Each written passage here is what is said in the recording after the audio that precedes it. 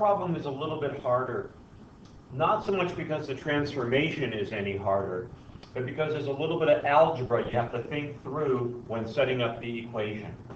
So I have 3 minus 2y is greater than or equal to 6 times the absolute value of x minus 3 minus 3.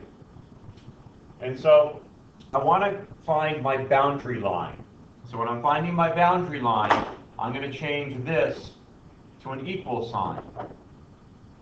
I'll remember that it's greater than or equal to because it's up there. And I'm going to change it to an equal sign.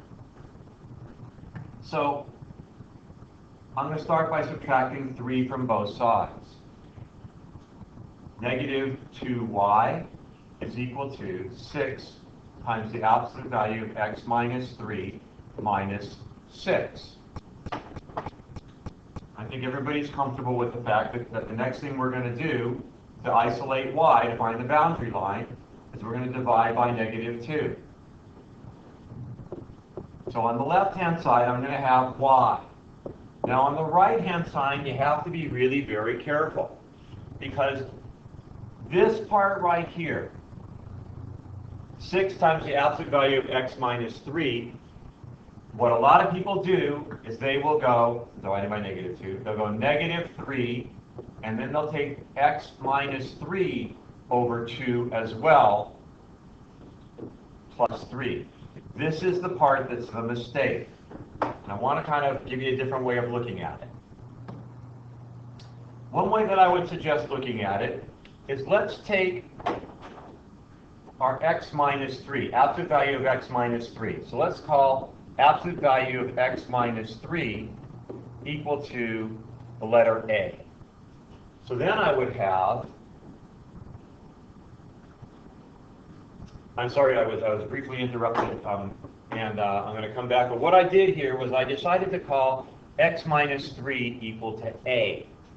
So now I would have y, well, I'll go back to negative 2y over negative 2 is equal to 6a minus 6 divided by negative 2.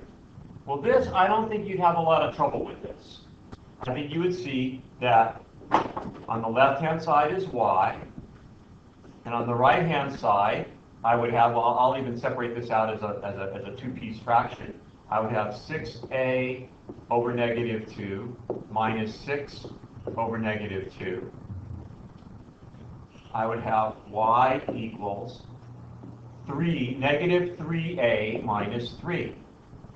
It would not be negative 3a over 2 because the 6 and the a here,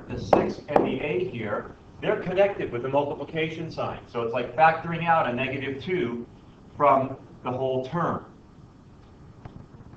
There's another way to look at it, which is, I don't know, you might say it's slightly more humorous. So I will sometimes look at terms like the absolute value of x minus 3 when I have a coefficient in front of it. I'll look at it and I'll say, well, x minus 3 is a cow.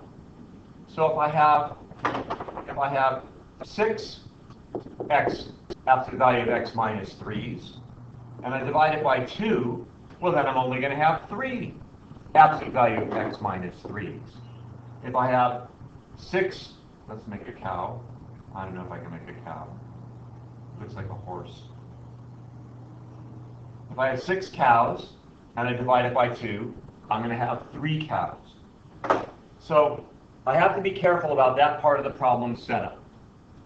Once I get that part done, then I think I can get it into a form that is easy to work with. So I will have y is equal to negative 3, absolute value of x minus 3 plus 3. And then that is an absolute value equation that I think you are all totally capable of graphing.